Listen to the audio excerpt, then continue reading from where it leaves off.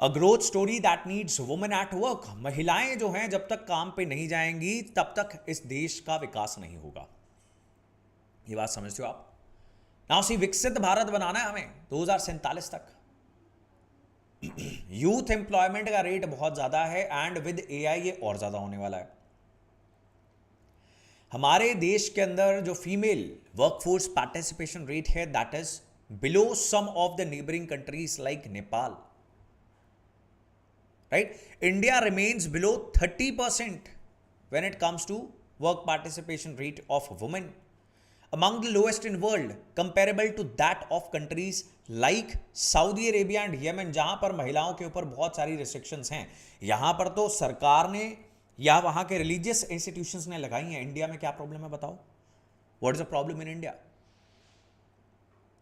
और एक आपको चीज बताता हूं कि 1980s और 90s के अंदर वर्क पार्टिसिपेशन रेट महिलाओं का हायर था, उसके बाद वो डिक्लाइन कर गया, वो नीचे चला गया। क्यों? Because they were engaged in agricultural activities. खेती घर की थी, घर के परिवार के जो लोग हैं वो लेबर कर रहे थे, और जैसे जैसे हमारी इकोनॉमी एग्रीकल्चर से मैन्युफैक्चरिंग और सर्विसेज सेक्टर में मूव करती है तो लोगों ने, परिवारों ने ऑब्वियसली महिलाओं को विड्रॉ कर लिया फ्रॉम वर्क फोर्स कि चलो अंदर, शाबाश, नौकरी नहीं करनी है। अच्छा, नौकरी नहीं करनी तो बिजनेस कर लो, है ना? फैमिली कह रही है बहुत सारी लड़कियों को, because I interact with a lot of students and team members who are women, so many troubles they have. कह रहे जॉब नहीं करनी, जॉब इज़ नॉट सेफ, हमारे घर की महिलाएं नौकरी नहीं किया करती, तो बिजनेस करवा दो। वो बिजनेस देर से कहाँ होगा? बिजनेस करना कोई आसान काम है ना? तो भाई पढ़ाया क्यों है? Why are you wasting one seat? घर पे रखो। So that is what is happening.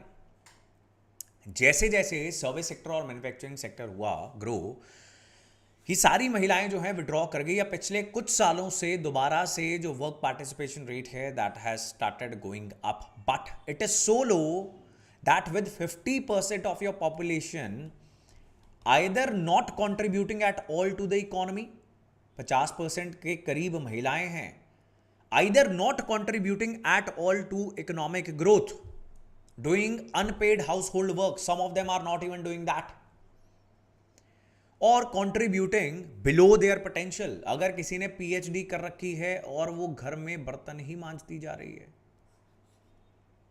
तो ये डिग्री इसको जला देना चाहिए। वेस्टिंग समबडी एल्सेस सीट, जिसको नौकरी नहीं मिल रही बेचारे को। Are you getting my point? Yes or no? So that is the problem here. तो हमें करना क्या पड़ेगा?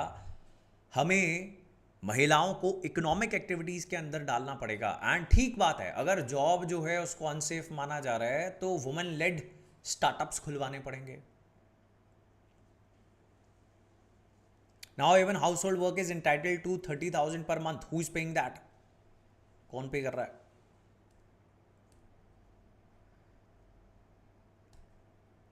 Is somebody paying that? क्या गवर्नमेंट पे कर रही है? कौन किसको पैसे दे रहा है इसमें? ट्रांजैक्शन कहाँ पर हुई? जीडीपी का हिस्सा कैसे बनेगी? हाँ एग्जैक्टली। सो वो भी, अब somebody who is a graduate, why is a graduate doing that? Somebody who is a masters in economics, why is she doing it? अपने काबिलियत के अनुसार काम होना चाहिए। तो अगर jobs are unsafe, women can create women led businesses in which all women are working, 100% women are working। हालांकि ये पॉसिबल नहीं होता। मेरी एक बिजनेस फैमिली की लड़की से बात हो रही थी। शी सेड कि अब मेरी जो इन लॉज हैं वो मुझे नौकरी तो नहीं करने देंगे, वो कहते हैं अपना बिजनेस करना है तो कर लो जी। आई वॉज लाइक कि बिजनेस में you will be meeting some vendors, है ना? वेंडर्स को मिलोगे आप। लॉजिस्टिक्स के लिए कल को आपको बहुत ऑर्डर्स मिलने स्टार्ट हो गए, right? She wanted to sell premium this handbags etc. अब लॉजिस्टिक्स के लिए अगर आपको ट्रांसपोर्टेशन करवानी है तो वहां पर भी महिला ढूंढनी पड़ेगी फिर तो, right? So that is not possible, that is not practical any way. Some women will have to show the way. For example, Tamil Nadu की फैक्ट्रीज में महिलाएं भरी पड़ी हैं, भरी पड़ी हैं, पूरे के पूरे factory floors they are having women. More than 40% of India's women factory workers are employed only in one state of Tamil Nadu. That is how you utilize your human resources. Human resources इतने सारे आपकी society में हो, companies कह रही हैं कि हमें ह्यूमन रिसोर्स चाहिए, हमें बंदे चाहिए काम करने के लिए, और बंदे जो घर पे बैठे हुए हैं जिनके पास स्किल है या काबिलियत है स्किल सीखने की.